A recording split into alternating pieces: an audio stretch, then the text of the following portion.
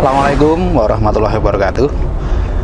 Pemirsa kajianmu yang berbahagia, alhamdulillah kali ini saya bisa seperjalanan bersama Mas Profesor Abdul Mukti, Sekretaris Umum Pimpinan Pusat Muhammadiyah. Setelah seharian bersama kami dari Universitas Muhammadiyah Magelang, kemudian di SMA Taruna Muhammadiyah. Kali ini saya akan berbincang-bincang dalam perjalanan ini tentang persiapan dan kesiapan Muktamar Muhammadiyah ke-48 18 sampai 20 November 2022. Gimana Mas, kesiapan dan persiapan Muktamar yang tinggal sebentar lagi itu? Ya, kalau secara teknis sebenarnya Muktamar itu sudah siap sejak 2 tahun yang lalu ya. Ya. Karena Muktamar ini kan semula dilaksanakan pada bulan Juli tahun 2020. Tapi karena pandemi COVID-19 melalui keputusan sidang Tanwir baru akan dilaksanakan 18 sampai 20 November 2022. Karena itu secara teknis menyangkut venue, akomodasi, dan berbagai hal yang berkait dengan persiapan pembukaan dan pelaksanaan, insya Allah sudah disiapkan dengan sebaik-baiknya dengan dukungan dari seluruh warga persyarikatan, bahkan warga masyarakat yang lainnya pada umumnya. Termasuk pemerintah ya? Ya, saya kira kita juga udah komunikasi di tingkat pusat dengan Presiden, dengan Wakil Presiden. Kita minta Presiden untuk membuka, Pak Wakil Presiden untuk menutup. Kita juga sudah komunikasi dengan Kapolri untuk juga bisa mengarahkan dan membantu keamanan Muktamar, dan juga undangan kepada ormas-ormas Islam tingkat dunia, dan juga tentu saja ya berbagai komunitas untuk nanti bisa memberikan dukungan terhadap pelaksanaan Muktamar ini. Presiden betul-betul sudah siap? Ya, Presiden menyampaikan akan hadir dan membuka Muktamar secara resmi. Kemudian Pak Wakil Presiden juga akan menutup secara resmi. Mungkin perbedaannya adalah tempat pembukaan dan penutupan ya. Pembukaan dilaksanakan di Manahan ya, di Stadion Manahan Surakarta. Kemudian nanti penutupan itu cukup di auditorium saja. Oke. Kalau Muktamar ke-47 itu kan antara lain menghasilkan keputusan tentang dakwah komunitas, juga Darul Ahdi Wasyahadah. Kalau yang akan datang ini apa Mas? Ada satu yang nanti dirumuskan itu Risalah Islam Berkemajuan. Itu sebuah dokumen yang memberikan penjelasan apa sih yang dimaksud dengan Islam berkemajuan menurut Muhammadiyah. Selama ini Islam berkemajuan itu masih terkesan hanya slogan ya. Hanya slogan, tapi bagaimana pengertian dan penjabarannya belum banyak dipahami oleh warga persyarikatan. Bahkan memang secara resmi belum pernah ada rumusan tentang Islam berkemajuan itu. Artinya ini merupakan kelanjutan dari Muktamar Makassar ya? Iya, betul ya. Islam berkemajuan yang dulu diputuskan sekarang diimplementasikan dalam bentuk yang lebih nyata. Iya betul. Kemudian tentang yang selalu menarik di Muktamar apapun kan kepemimpinan. Ya. Gimana itu Mas? Ya, kepemimpinan tentu sesuatu yang sangat penting ya. Karena aturan itu tidak berjalan sendiri. Aturan itu bergantung pada aktor. Nah, tentu saja para pimpinan yang nanti dipilih di dalam Muktamar itu memang harus menunjukkan kompetensi, dedikasi, dan integritas dirinya dalam melaksanakan amanah Muktamar. Selain juga memang mereka secara profesional itu memang ya punya pekerjaan di beberapa tempat ya sesuai dengan profesi masing-masing, tapi saya kira terkait dengan muktamar ini nanti mudah-mudahan bisa dirumuskan dengan sebaik-baiknya. Ya, artinya meskipun di Muhammadiyah itu aturan pemilihan pimpinan sudah rigid ya, tapi tetap saja adakah dinamika yang berkembang mungkin agak kharijul adah gitu? Ya senantiasa ada ya, karena ribuan orang dengan berbagai latar belakang ya, mungkin saja ada beberapa gelintir yang terpengaruh untuk nanti memberikan suara karena adanya dukungan dana gitu, atau mungkin bahkan secara pribadi ada yang memang kampanye gitu misalnya. Walaupun mungkin di Muhammadiyah kampanyenya ini malu-malu ya, tapi saya melihat ada fenomena itu. Tapi ya apapun itu sesuatu yang tidak bisa kita larang, karena ya tentu saja menurut saya memang faktor aktor itu menentukan keberhasilan program. Karena ya ibarat kita mengendarai mobil seperti ini Mas Jumari, mobilnya canggih, tapi kalau yang mengendarai tidak canggih kan malah jadinya bermasalah gitu. Sehingga memang ya harus kita cari juga driver yang punya dedikasi. Apalagi kalau saya nggak tahu bagaimana nanti itu bisa dilakukan ya, tapi paling tidak ya kita perlu adalah, walaupun tidak harus kampanye begitu, tapi keterbukaan dalam pengertian publik ini mengetahui siapa-siapa yang dicalonkan, kemudian biografinya seperti apa, supaya nanti tidak mendadak tahunya atau seperti ungkapan populer itu seperti membeli kucing di dalam karung gitu.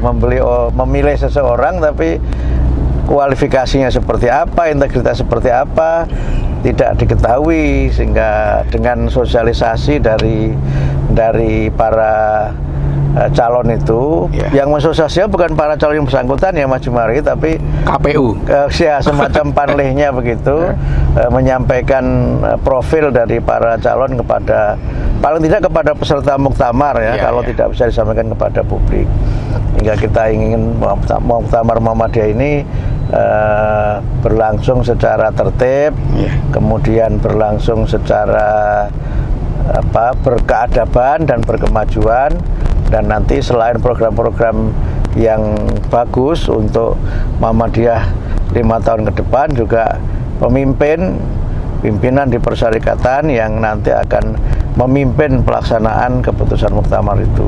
Ya, saya kira saya juga sebagai salah satu anggota muktamar itu juga sangat setuju kalau sejak dini itu calon-calon yang bersedia dan memenuhi syarat itu sudah dikenalkan ya, paling tidak kepada anggota muktamar tadi seperti kata Mas Mukti, sehingga kita itu sejak awal sudah tahu kira-kira siapa calonnya. Bahkan sampai sekarang kan saya sendiri memang belum tahu, dari tahunya ya baru katanya 94 yang menjadi bakal calon, dan siapa-siapanya belum tahu. Nah, mudah-mudahan nanti ini ada hal baru yang dijadikan kebijakan panitia pemilihan, sehingga kami khususnya para anggota muktamar itu mengenal sejak awal.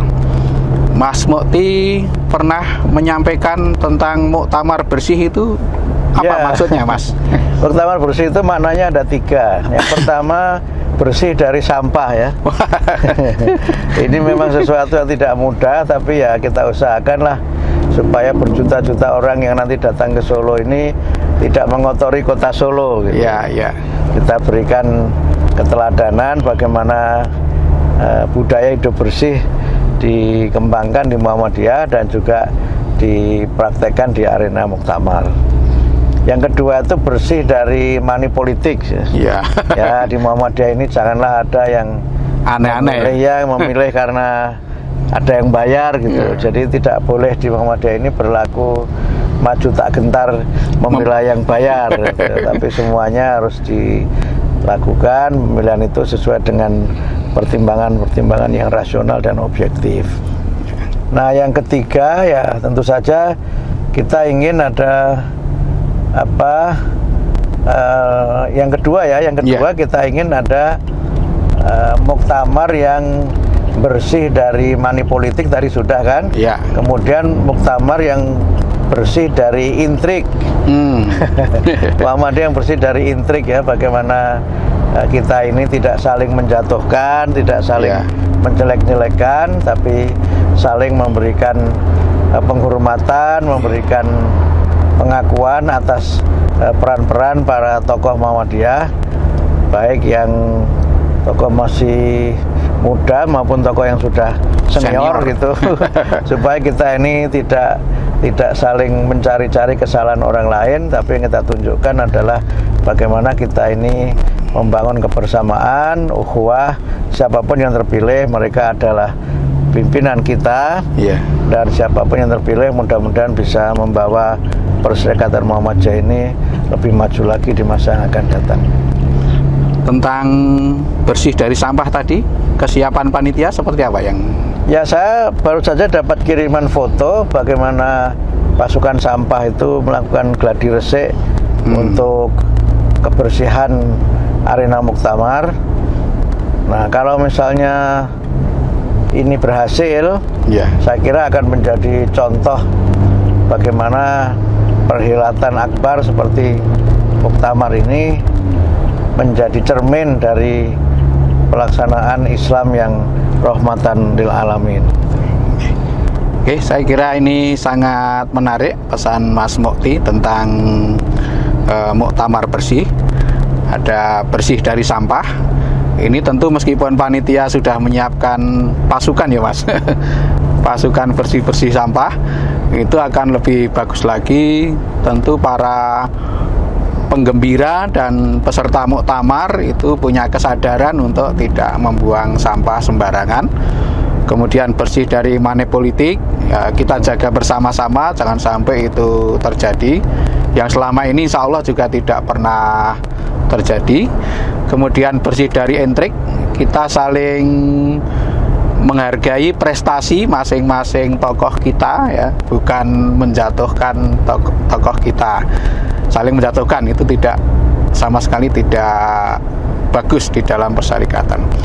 Terakhir Mas, mungkin ada pesan untuk calon penggembira atau peserta muktamar? Penggembira ini kan dikoordinir oleh masing-masing ya. Ya. Dan informasi yang saya terima sekarang sudah ada sekitar di atas 2 juta ini yang mendaftar sebagai penggembira. Iya.